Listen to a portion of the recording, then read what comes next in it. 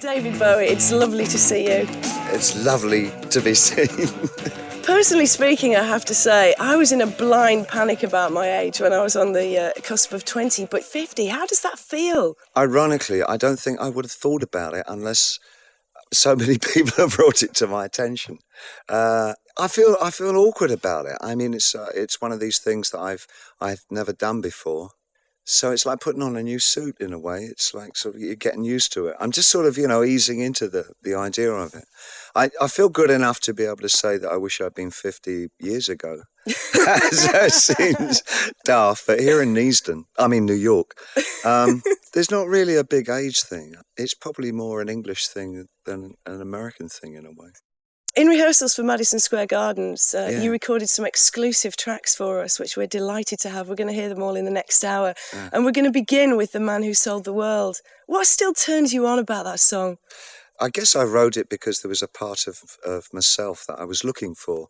Maybe now that I feel more comfortable with the way that I live my life and my mental state and my spiritual state, whatever.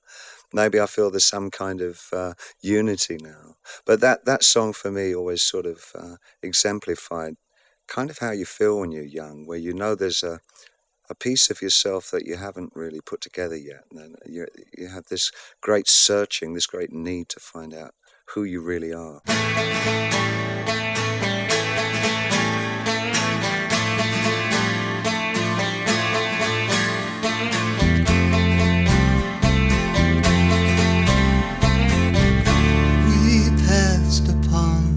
Stair. We spoke of was and when,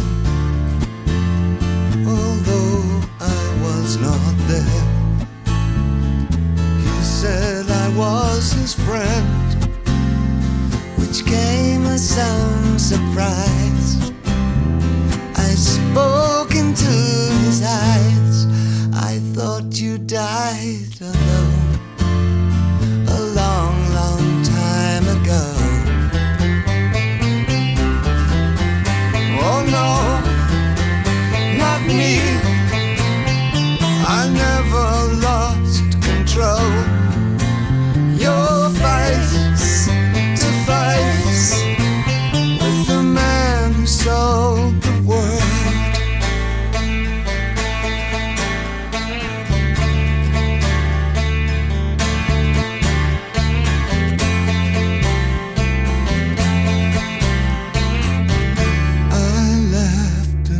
His hand. I made my way back home. I searched for home and land. For years and years I roamed. I gazed a geyserless stare at all the millions here. We must have died alone a long, long time ago. Who knows? Not me. We never lost control. Your face to face with the man who sold the world.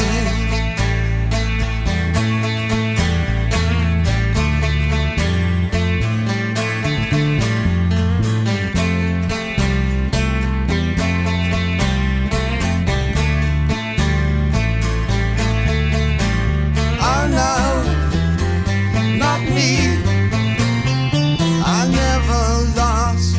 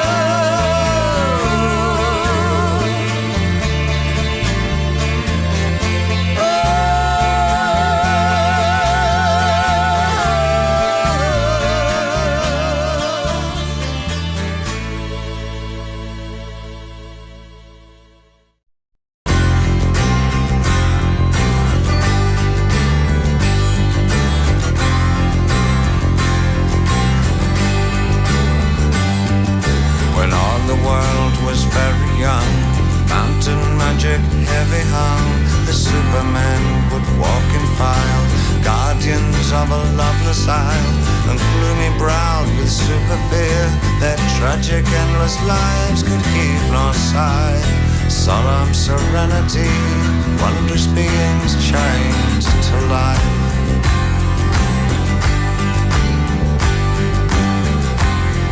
Strange games they would play then, and no death for the perfect men. Life rolls into one for them, so softly a super god cries.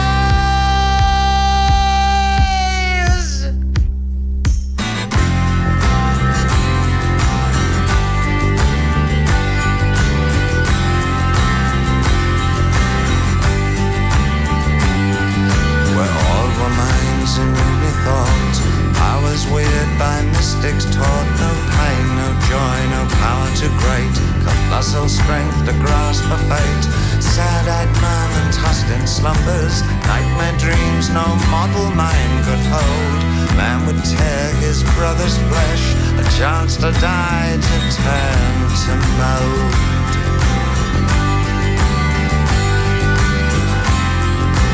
Far out in the red sky then, far out from the sad eyes then, strange mad celebrations, so softly a super god cries.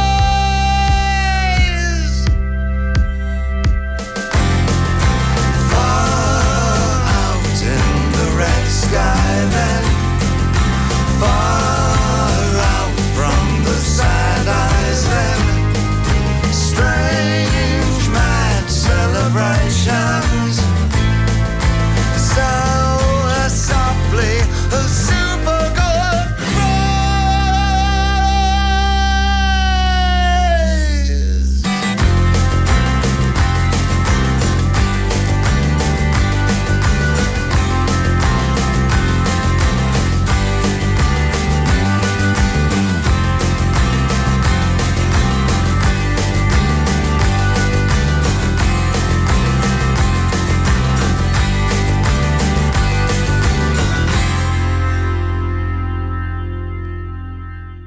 Recorded exclusively for Radio 1, that's David Bowie and Supermen. Well, that was very strange to do after all these years. I sincerely haven't done that for so long. Interestingly enough, the riff that I use on that, the dum da ga dum da ga dum da ga dum da ga dum da ga dum da ga dum, I actually revived on the new album Earthling. I used it on one of the songs on that. You Gotta Spot It. When I was a baby, I did a rock session with one of the bands, one of the millions of bands that I had in the 60s. It was the Manish Boys, that's what it was. And the session guitar player on it, doing the solo, was this young kiddie who'd just come out of art school and was already top session man, Jimmy Page. And he just got a fuzz box. And he used that for the solo. He's wildly excited about it. And he was quite generous that day. And he said, look, I've got this riff. He said, but I'm not using it for anything, so... why don't you learn it and see if you can do anything with it? So I had his riff, and I've used it ever since. It's never let me down. So, David, scores of top international celebrities were clamouring to wish you a very happy birthday. Including Fred Nietzsche. Oh, I'm dreading this. We also asked them for a question. Robert Smith, I think, starts at ground zero. Hello, David. This is Robert from The Cure. Why did you choose the name Bowie when you changed your name? Happy birthday to you, happy birthday to you, happy birthday, dear David, happy birthday to you, your dog has fleas. You let me off very lightly, Robert. I'll give you a big kiss tomorrow night. There was a band in the mid-60s achieving worldwide television fame called the Monkees, and there was an English guy in them called Davy Jones, and I was just David Jones at the time. And I just liked the idea of, one, that it was a Scottish name, and the other, that it was sort of images of the Bowie knife, and the idea that the Bowie knife was sharpened on both sides, so it cuts both ways. I thought it was something terribly ambiguous about the name. So I opted for that. Many of your celebrity fans, I think, bottled out of asking you the question that they really wanted to ask, like a really tough question. Brett from Suede kind of got halfway there and backed down a bit. Well, he's tall enough for the job, isn't he? Hello, David. This is Brett Anderson from Suede. There's lots of things you could ask, isn't there?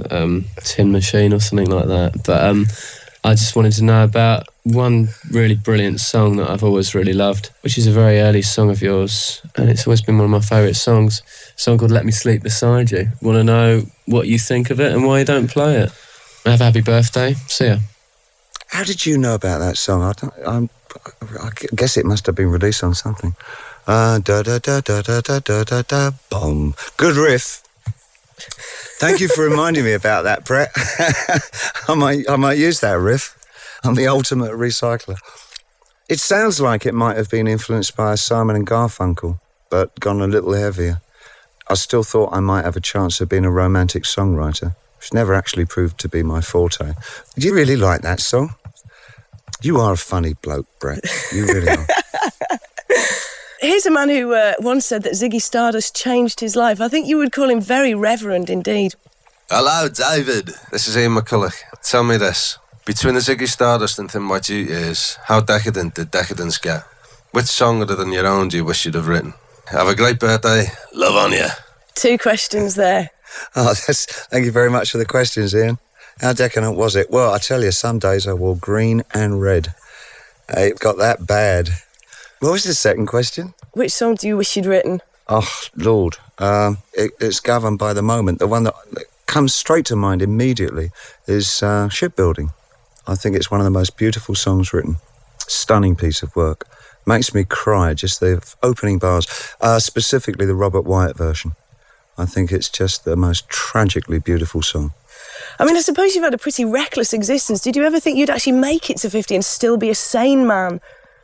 I didn't want to make it to 50. It seems so unglamorous to want to be 50. There's a certain point when you're young, if you're nuts enough, you kind of go into auto-distract and you half want the whole thing to end because it's better to kind of go out at like 30 or dare you be 35 in sort of a ball of fire or smoke.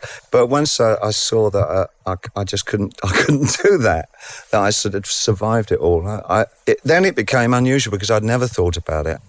I really sort of felt kind of redundant until I was about, I don't know, 43-ish, 44, and then I started to feel though there might be some point in getting old. So how long does it take you to get over a serious night on the booze now, David? About 24 hours.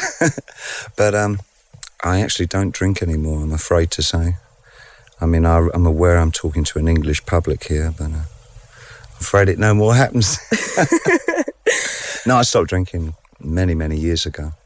And everything else has happened. Which point did you decide this is it, the booze has got to go? I think just waking up day after day, realising that I hated my life. You know, it was sort of, you get to a point where you think, well, I can't put up with this anymore. And I just did something about it. I guess middle age carries a terrible stigma in the West, doesn't it? I'm over middle age. I'm long past that. But, you know, it's like the Sex Pistols got leathered for reforming at age 40. Quite right. Is there anything that you wouldn't actually now dare to do at age 50? Yeah, quite a lot, but I'm not telling you. I don't know. That's a really good question. No, I think I'm daft enough to kind of have a go at anything, really. David, Andy Warhol, it's a role that you've already played once in your life, isn't it? And you've also chosen to record an acoustic version of the track from Hunky Dory for us on Radio 1. Tell us a bit about Andy. What fascinated you about him? I think it's the same kind of thing that fascinated every art student back in the 60s, the fact that this guy was as well known as the work that he did. In fact, probably more people knew the name and the look of Andy Warhol than actually knew what it was he did. When I first met him, I took him this song and I played it to him, and he was gobsmacked. I think he absolutely hated it, and he was cringing with embarrassment. I think he thought that I'd really put him down or something in the song, and it really wasn't meant to be that. It was kind of an ironic homage to him. He took it very badly, but he liked me shoes. I was wearing a pair of shoes that Mark Bolan had given me. Brilliant canary yellow.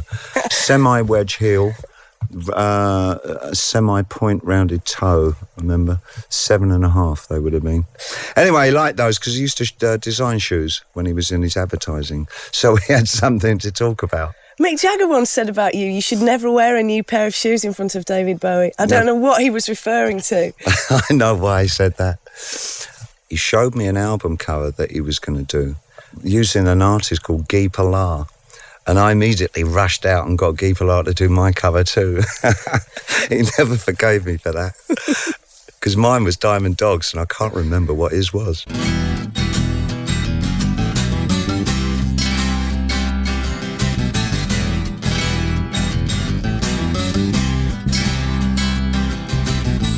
Like to take a cement fix, be a standing cinema. Dress my friends up just for show, see them as they really are. But the people in my brain, 2 new pence to have a go. Like to be a gallery, put you all inside my show. Andy Warhol looks a scream, hang him on my wall. Andy Warhol, silver screen, can't tell them apart at all. No.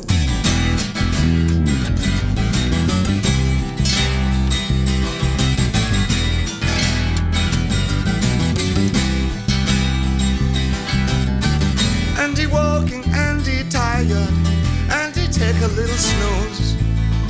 Tie him up when he's fast asleep, send him on a pleasant cruise. Yeah. When he wakes up on the sea, sure to think of me and you. To think about paint and to think about glue, what a jolly boring thing to do. Andy Warhol looks a scream, hang him on my wall. Andy Warhol, silver screen, can't tell him apart at all. Andy Warhol looks a scream, hang him on my wall. Andy Warhol, silver screen, can't tell him apart at all.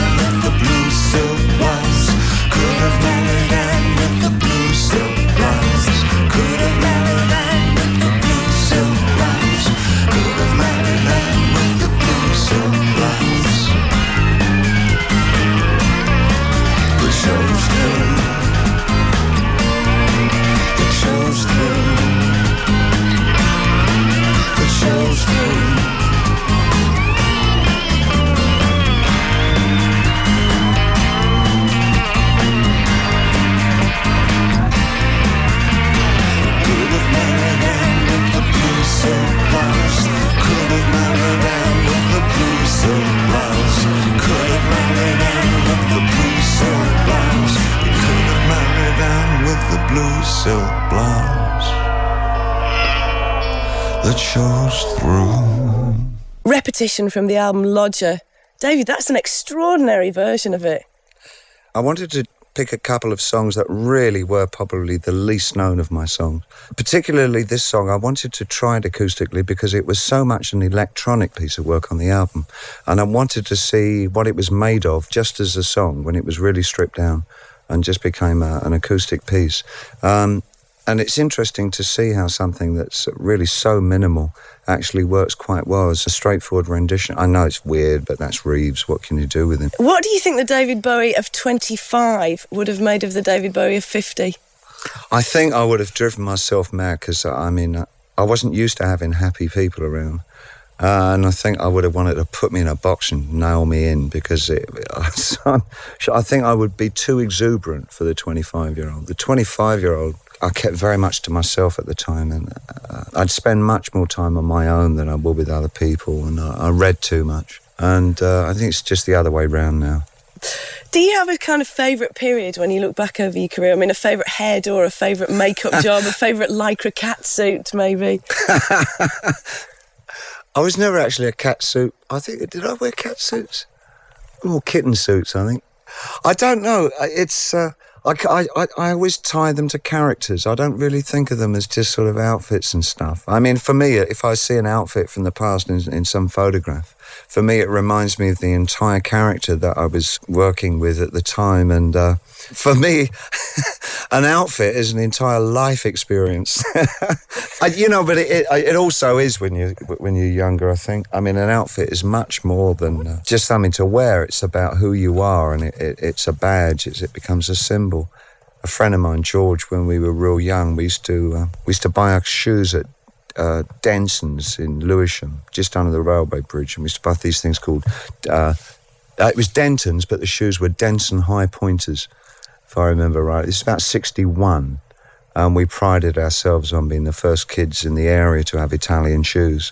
Winkle pickers, I think they were vulgarly known, but they're actually called High Pointers. And You've got a bit of a shoe fetish on the go today, yeah, haven't no, we? I'm big on shoes. And then we were pipped by a much smoother guy in the sixth form called Gavin. I mean, even the name, Gavin, he was so cool. He went into advertising. He had Chelsea boots. I mean, they were so kind of elegant because they weren't pointed and they had elastic sides. We were so crestfallen. I guess you were probably responsible for the hairdressing disasters of tens of thousands of teenagers. Disasters? Who decided to experiment with henna for the very first time to get the sort of Ziggy Stardust Well, more look. fool them. They should have used... Now, what did I use? Schwarzkopf, was it? So we're back to some top international celebrity questions. Here's the boss from U2. Hello, space boy. Major Bono here.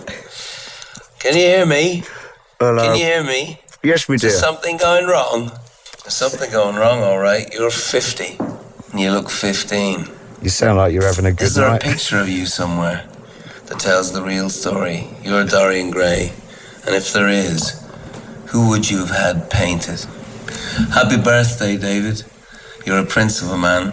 The world should kiss your arse. Thank you, young B. You can be first in line. He's a lovely little bugger. He's a very generous guy. He sent me just before Christmas. It wasn't a Christmas present. He just thought I'd be interested. He sent me 2 wonderful bios on Samuel Beckett. On one of them, Beckett's got a hairstyle not dissimilar to the one that I'm sporting at the moment. And on the inside he said, "This man's got your haircut and I'm sure he's got a pair of stilettos somewhere." He's a funny bloke. Is there a photograph? There is, actually. Funnily enough, I did a thing on the internet today and I was going through photographs for it, and I found this photograph that was obviously taken very early in the morning after some gross party back in around 1973, 1974 in New York. And there's me, David Johansen and Serinda Fox lying on the floor and fast asleep amidst all this unbelievable trash and rubble. And we just looked like 3 totally finished, homeless, out of it meth drinkers. I mean, we look just... it's the most unbelievable photograph. It looks like three people who had never picked themselves up again. Of course, not everybody wanted to ask you questions, David. Some just had a really sort of personal message that they wanted to deliver by carrier pigeon. Oh, no. Hi, David. This is Scott Walker. I'm coming to you via a very crappy old handheld tape machine, so I hope it's all right. I'm going to be a devil today and not ask you any questions. I'm certain that among the many messages, there'll be those about how you always embrace the new and how you freed so many artists. And this is, of course, true. Like everyone else, I'd like to thank you for all the years, and especially for your generosity of spirit when it comes to other artists. I've been the beneficiary on more than one occasion, let me tell you. So have a wonderful birthday, and by the way, mine's the day after yours, so I'll have a drink to you on the other side of midnight. How's that?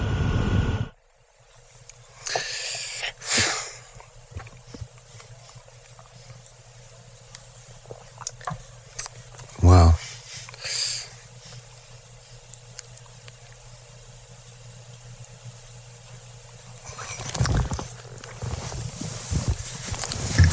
That's amazing.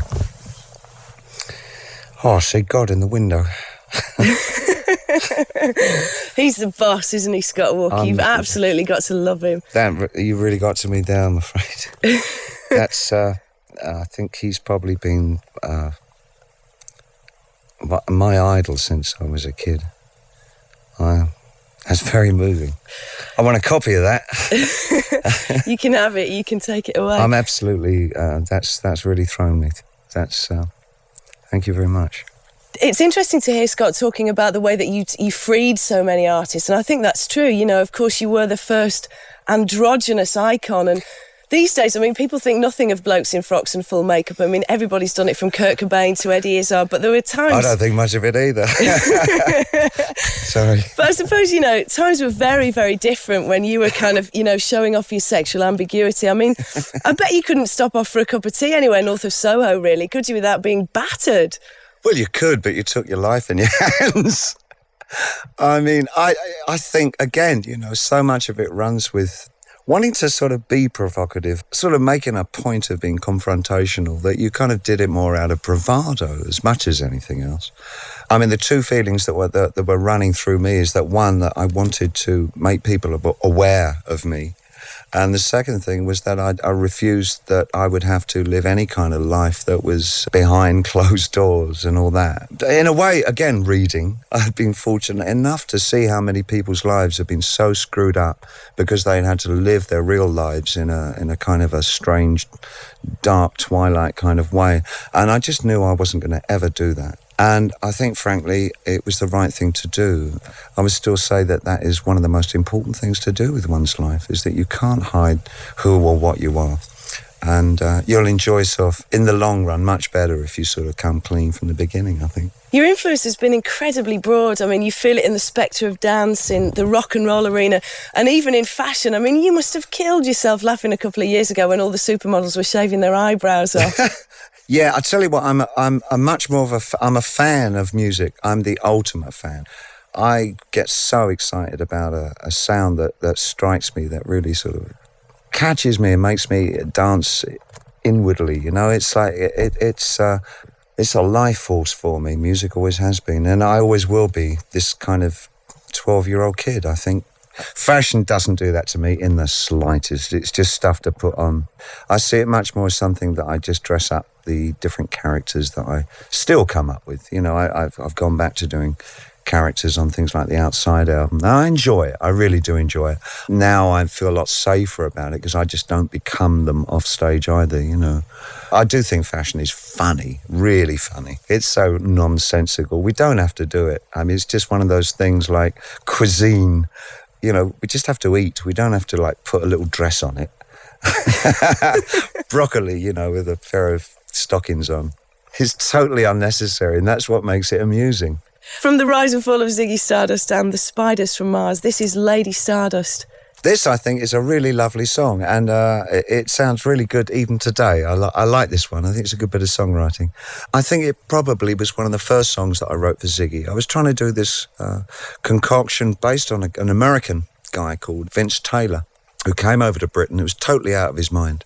And he was a failed Elvis type impersonator in America. But he went to France via England and made himself a kind of an Elvis over in France. And then one night went out on stage dressed as Jesus and said that his music was over and he was going to save the world. Vince is no longer with us, I'm afraid. But I hung out with him for a while when he was over in London, and he was quite out of his tree.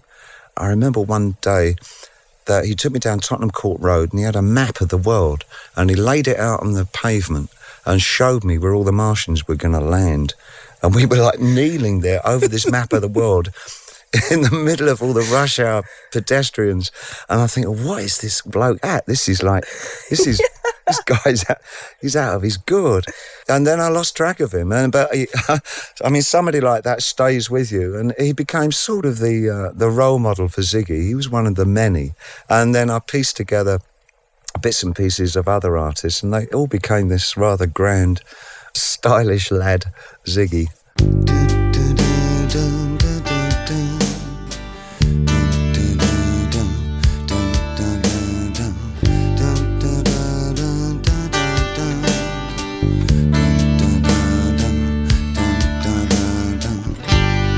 People stare at the makeup on his face, laughed at his long black hair, his animal grace.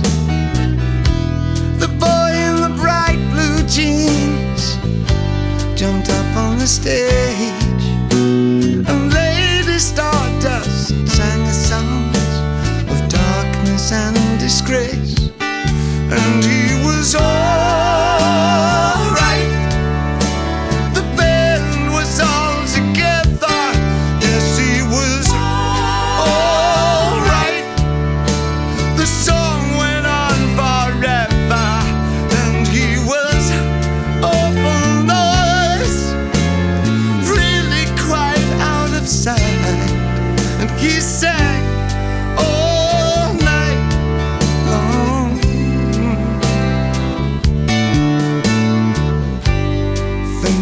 Tiles emerged to watch this creature fare. Boys stood upon their chairs to make their point of view. I smiled sadly for love I could not obey. And Lady Stardust sang songs of darkness and dismay. And he was all right. The band was all together. Yes, he was all right. The song went on forever, and he was awful nice, really quite out of sight. He sang all night long.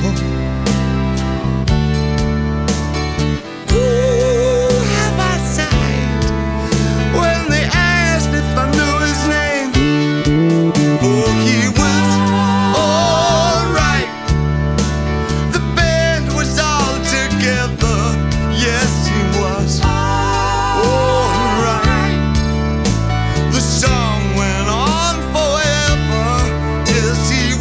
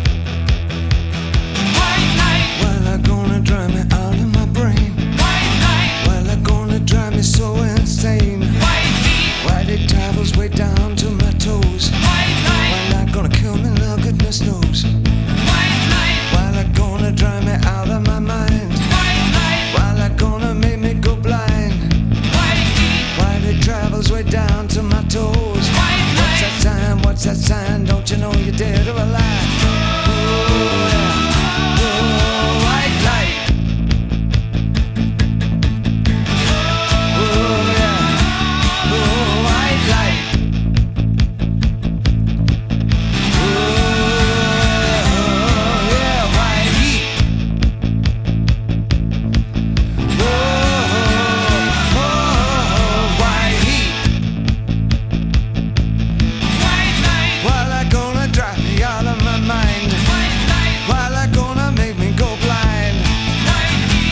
Travel way down to my toes. When that gon' kill me now, goodness knows. While that gonna drive me out of my brain. While that gonna make me go insane. Why it travels way down to my soul. What's that sign? What's that sign? Don't you know you're dead or alive? Whoa, whoa, white light.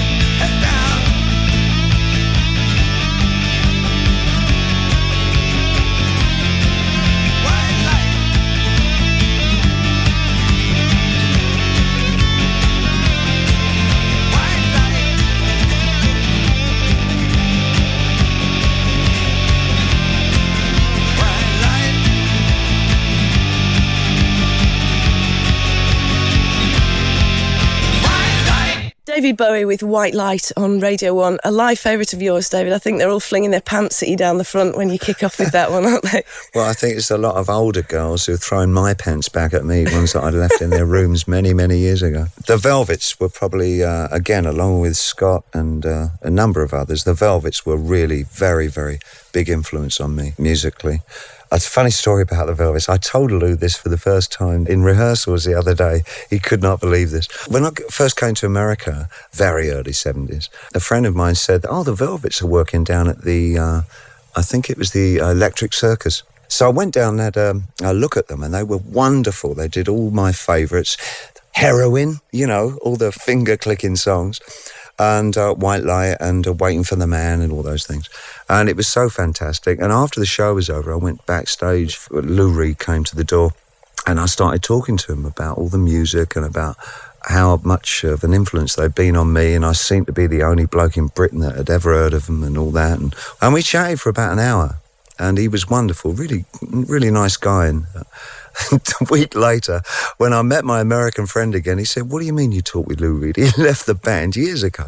I said, but I sat down and he said, no, that's Doug Yule, the guy who took over. And I said, God, what? When I told Lou the other day, he said, you know, I did a book signing the other week and I looked at the back of the crowd and I saw Doug Yule at the end of the line waving at me. Now I think Doug Yule has become more mysterious than Lou Reed in a strange way. The enigmatic Doug Yule. I suppose we couldn't do a show like this without including some sort of token northerner, so here he is. Hello, David, you Cockney get. This is Mancunian Mick Hucknall. Tell me this, How do you react to music journalists when they judge your career? It's great to see people celebrating your music this way. I want to wish you a happy birthday and much success, and I think you're wonderful. Well, I think you're wonderful too, Mick. Thank you very much. My immediate reaction to all that kind of thing is that I just look around my life and my group of friends and my family, and if I feel good about that, then I really don't have much to say about any of the rest. I've had such a wonderful life all in all, incredible experiences, and I've got away with murder.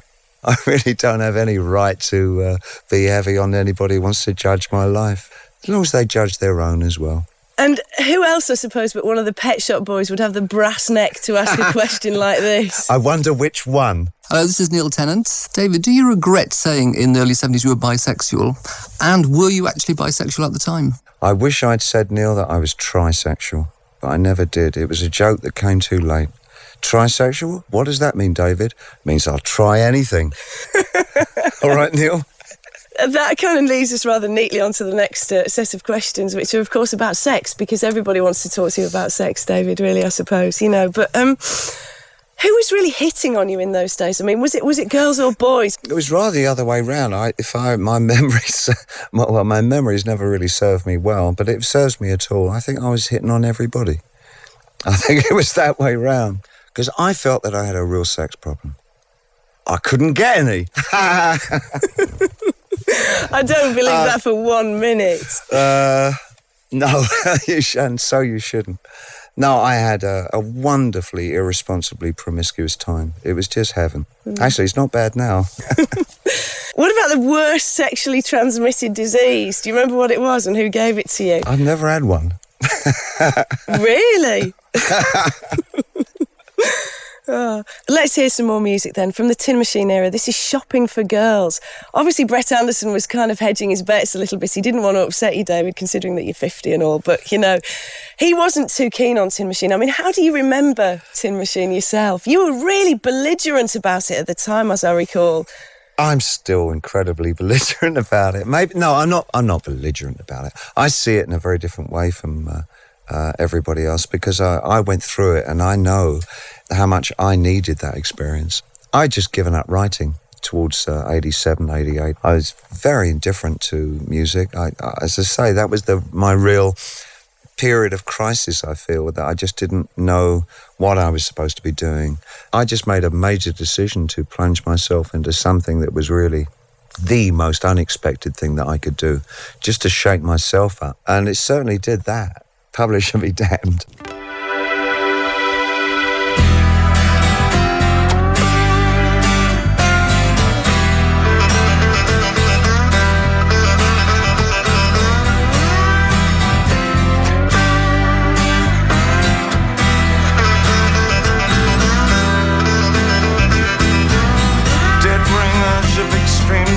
The lonely groups of company boys snapping pics of scrawny limbs into the grounds. These are the children riding naked on their tourist pals, while the hollows they pass for eyes swell from withdrawal, as he lies on a mattress in a rat-infested room, talking about his family and the cold back home. Between the dull cold eyes and the mind unstable, reads the papers, pal. Between the dull, cold eyes and the mind unstable, he's a clean trick and he's shopping for girls.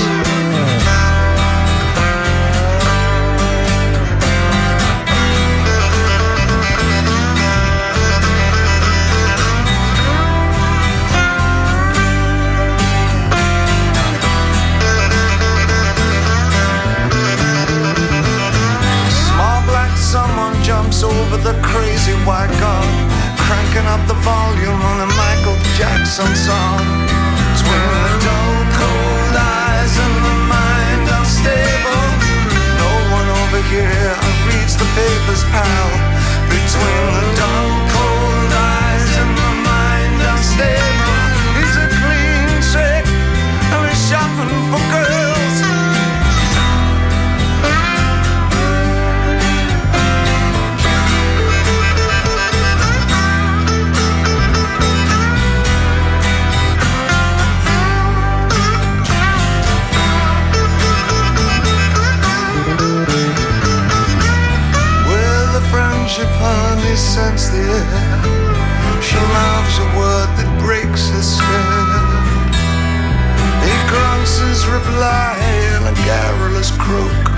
That's a mighty big word for a 9-year-old.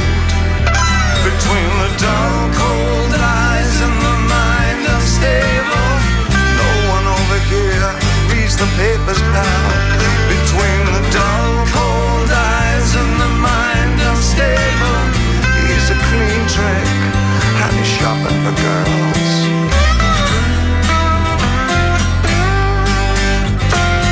He's a clean trick and he's shopping for girls.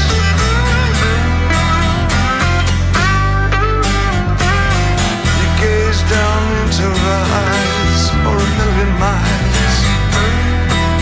You wanna give her a name and a clean rag doll.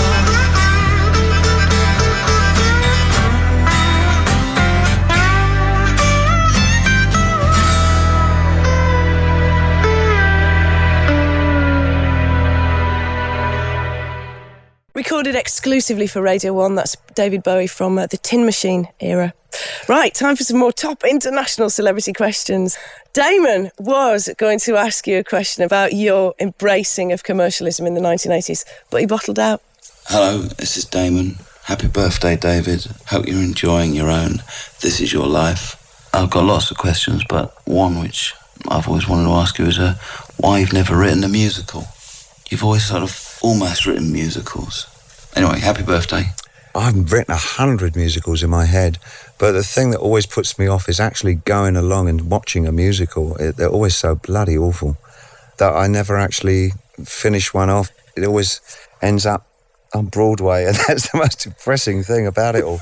I don't know, I had in my mind there must be some way of working a travelling musical, something that works in rock arenas, and I guess that may be something that is maybe a last working ambition that I would like to actually accomplish without it slipping into that awful saccharine thing of Broadway. So Ian McCulloch asked you a little bit earlier on, David, about excess, and I think that's probably the subtext of Sean Ryder's question too. Hi David, it's Sean from Black Grape. Are you still enjoying yourself, dude? Happy birthday, Dave. You're a cool dude, man. Big time. Oh, that's very nice. Thank you very much. Love the band. I really do. They're a very exciting band, I think. Yeah, I do enjoy myself, and I enjoy myself probably within the realms of more moderate existence. I have to say to you, one of my favourite documentary pieces that's ever been made about you is the Cracked Actor documentary, which I think is a magnificent piece of work. I mean, it did look like you'd swallowed a chemistry set, didn't it? The scenes in the back of the car there. I mean, what sort of combination of drugs were you taking in those days? Did it look like one of Elvis's prescriptions? My drug intake was absolutely phenomenal. I was seriously addicted. Cracked Actor is extremely painful for me to watch because I know what my interior life was like, and I was unbelievably screwed up. I can't tell you how bad life was for me, you know, and I guess it's one of the ironies of having that kind of success is that everything at a material level couldn't have been better. My music's going down really well. I mean, I had a wonderful audience at that time. Throughout America, it was quite phenomenal. And everything else about my life, about me and about how I felt about myself was just awful. Absolutely the worst. It was just one of the worst periods of my life, the whole mid-70s period. I tell you what, though, I bet you had one of the most exciting bathroom cabinets in the Western Hemisphere, didn't you? So I've been told, yeah. My old mate, my old mucker, Eno, always said it's the thought process is something, it's the aeroplane that you can crash and actually walk away from it. I don't put myself on the edge physically anymore. Because I like this old frame of blood and guts and I want it to remain around for a little longer. Perhaps long enough to see some of the young contenders of 1997 really come into their own. I'm talking about Placebo, who you've championed for a long time, David, and I think we've got a word from them. Hi, David. This is Brian from Placebo.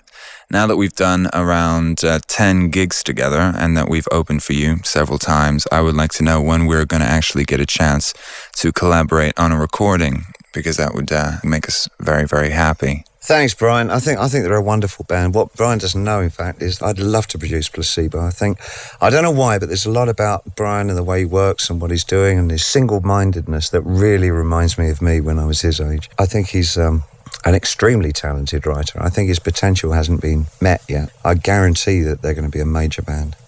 David, you were, of course, very famously and very seriously ripped off by your management in the early days. And, I mean, you should be a phenomenally wealthy man, and I assume you're not. I mean, you probably don't have to worry where the next bag of chips coming from, but, you know, I doubt you own your own sort of bijou cluster of islands in the Caribbean, do you? I would say that I'm rich, not wealthy.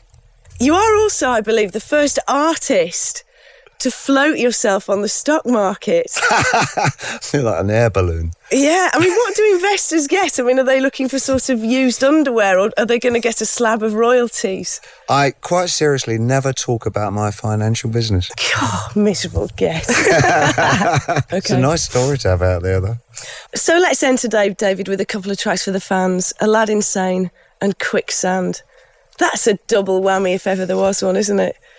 I'm so pleased that I thought about doing Quicksand. It was somebody in the band that said I should do it. I'd forgotten all about it. And since I've done it for you guys, it's actually, I've started using it in the set now. I'm using it on stage because I've forgotten it. It's a really lovely song. I really like that one. And I'm really knocked out that Smith is doing it with me. It's got Smith and Jones together at last.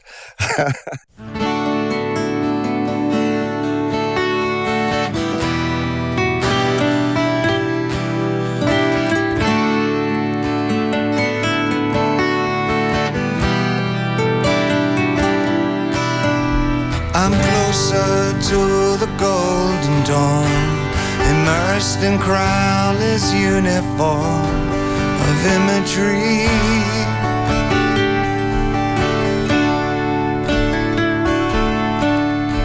I'm living in a silent film, portraying Himmler's sacred realm of dream reality.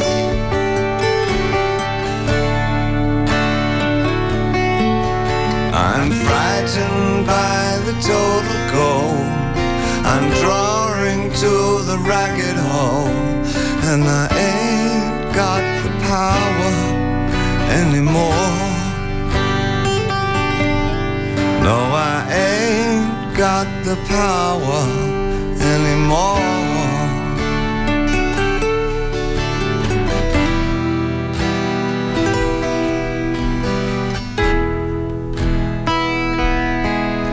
I'm the twisted name on Garbo's eyes, living proof of Churchill's lies. I'm destiny.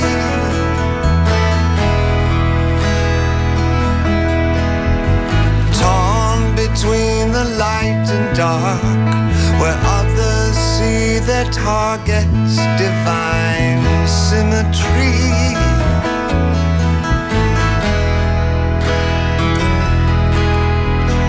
Should I kiss the viper's bang, or herald loud the death of man? I'm sinking in the quicksand of my thought, and I ain't got the power anymore.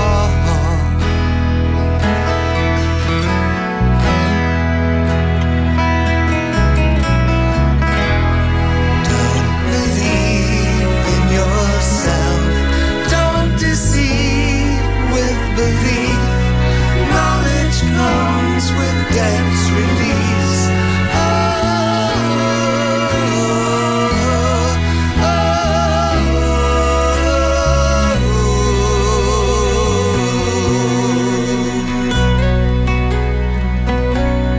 Well, now I'm not a prophet or a Stone Age man, just a model with potential of a Superman. I'm just living on.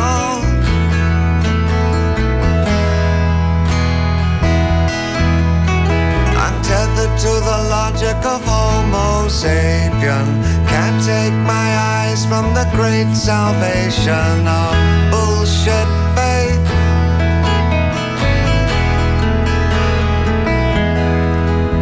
If I don't explain what you want to know, you can tell me all about it on the next Bardo. I'm sinking in the quicksand of my thought, and I ain't got the power anymore.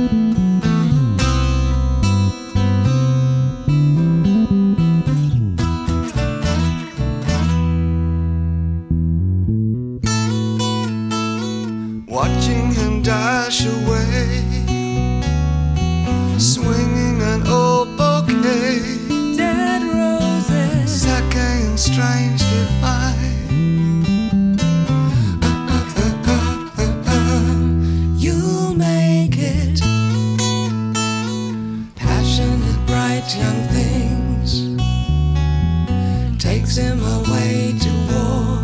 Don't fake it, satin glissando strings. You'll make it. Ooh, we'll love a land insane. Battle cries and champagne, just in time for sunrise. Ooh, we'll love a land insane. Motor sensational, Paris or maybe hell. I'm waiting, clutches of sad remains. Waits for a lad insane. You'll make it. Ooh, we'll love a lad insane. Millions sweep a fountain, just in case of sunrise. Ooh, we'll love a lad insane. We'll love a lad insane. We'll love a lad insane.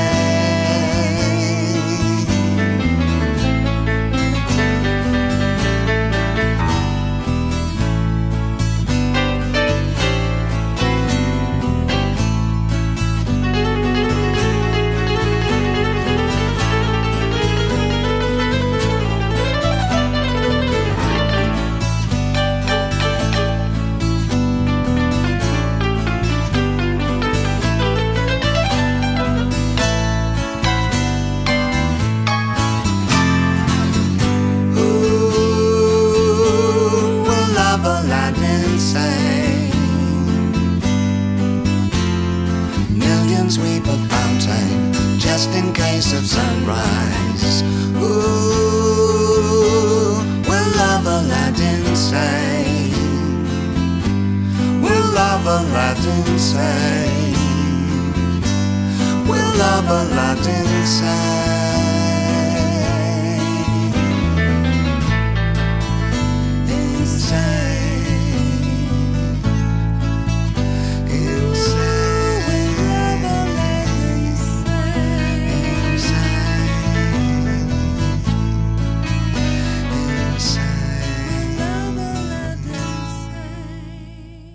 David Bowie, age 50. Thank you so much for talking to us.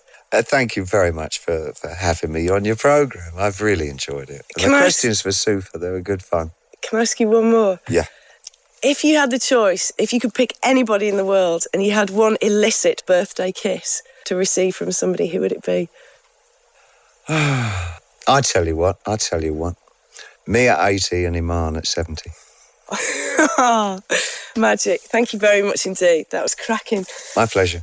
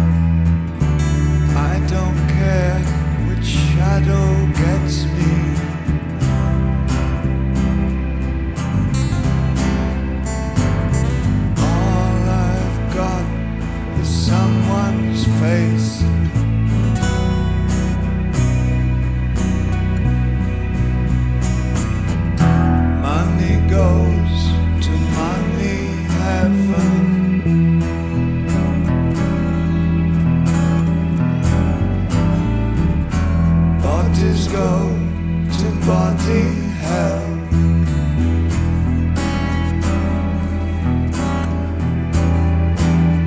I just cough, catch the chase.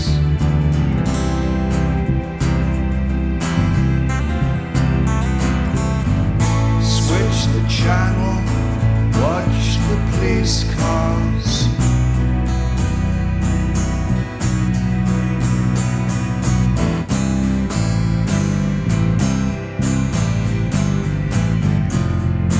I can't reach it anymore.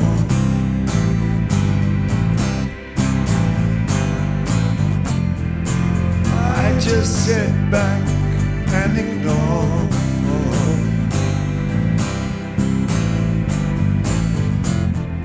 Just can't get it right.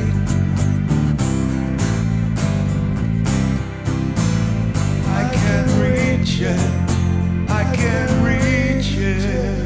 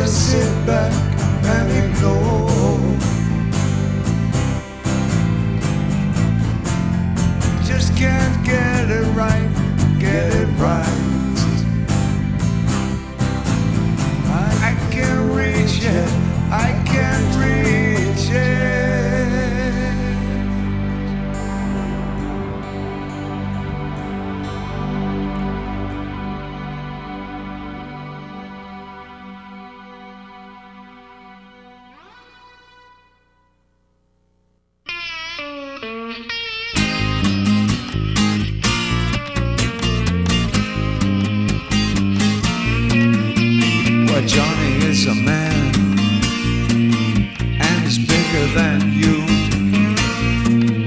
but his overheads are high, and he looks straight through you when you ask him how the kids are.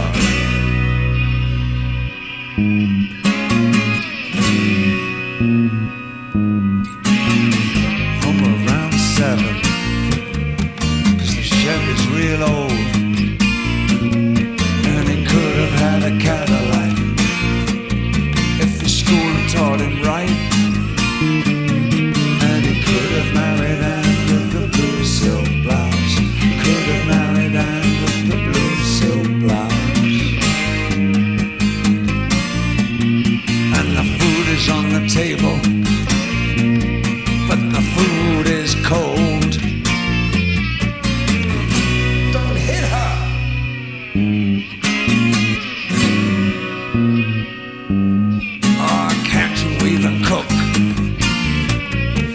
The use of me working if you can't damn cook?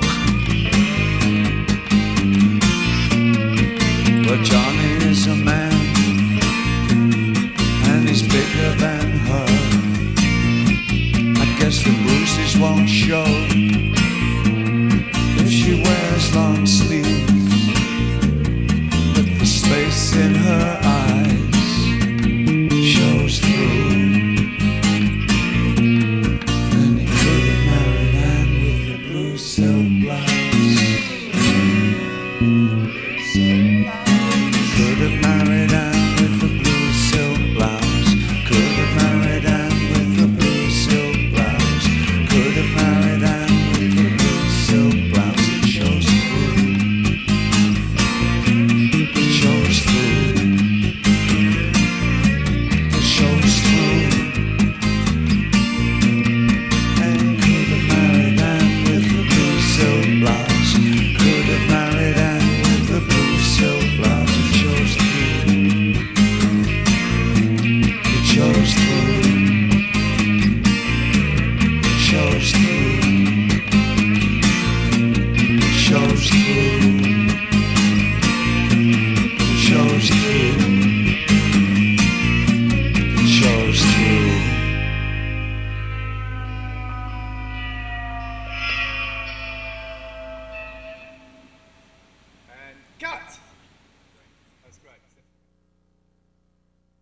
Ladies and gentlemen, here with an exclusive one-off acoustic performance of his new single, Dead Man Walking, David Bowie!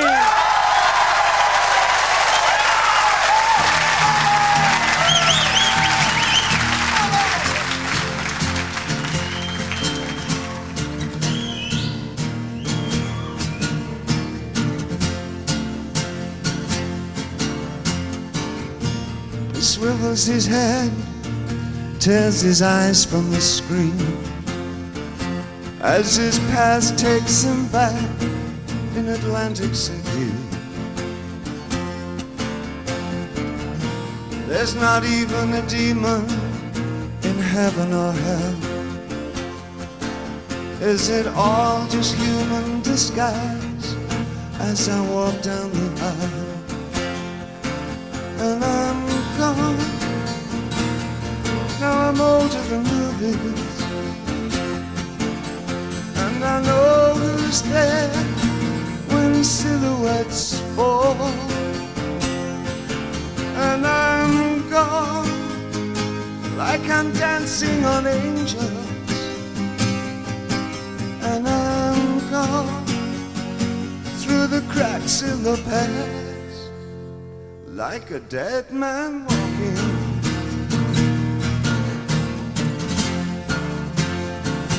Like a dead man walking.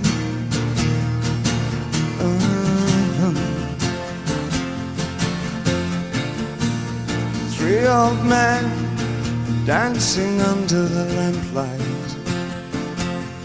shaking their sex and their bones, and the boys that we were. An alien nation in therapy, sliding naked and new, like a bad-tempered child on the rain-slick streets. And I'm gone, now I'm older than movies, and I know who's there when silhouettes fall. And I'm gone, like I'm dancing on angels. I'm gone, through the crack in the past, like a dead man walking.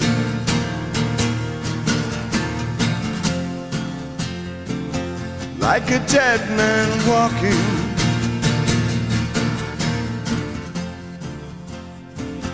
Like a dead man.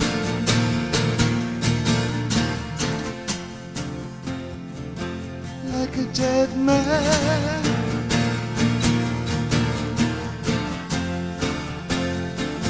Like a dead man.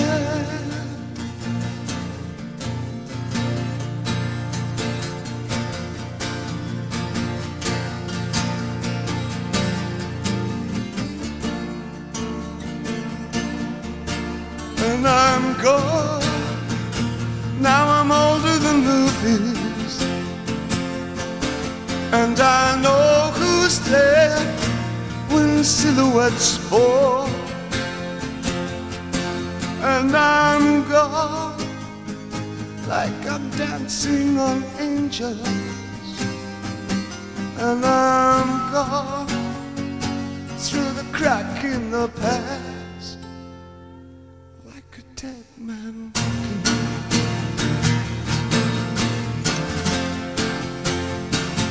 Like a dead man walking.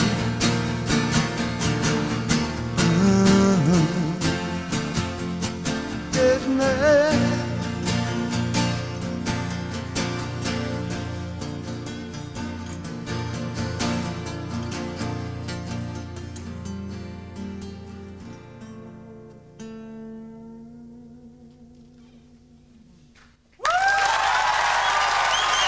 Thank you.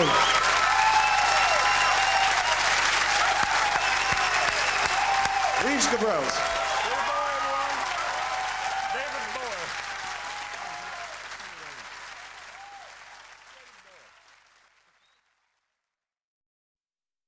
It is party time, and who needs a cheap stereo to spill your beer into when you've got David Bowie playing us into the weekend with Scary Monsters? See you Monday!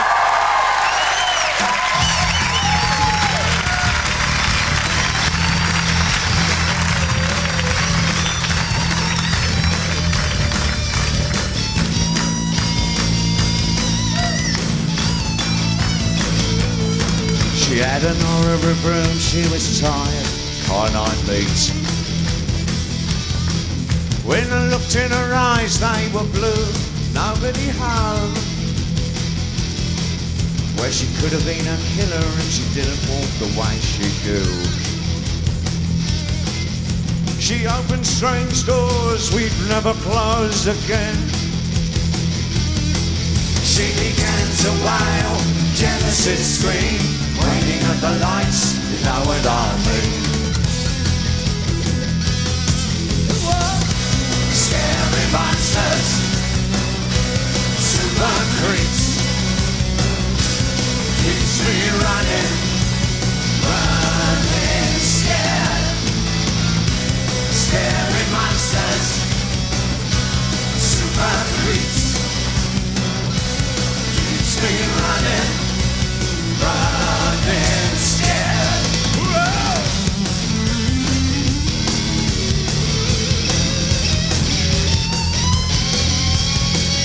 Play that guitar, mouse man.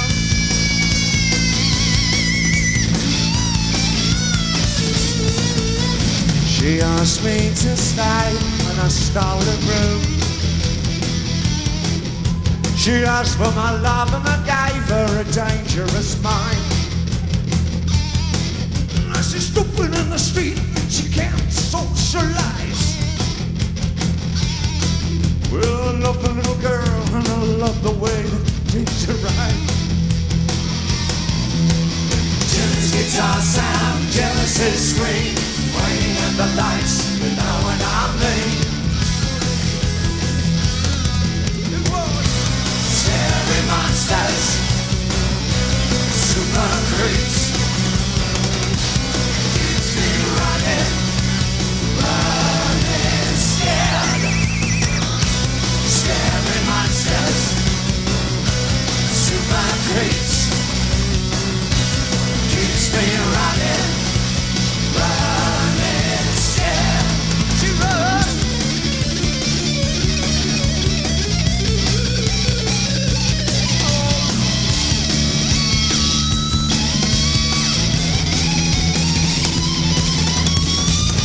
Scary monsters, super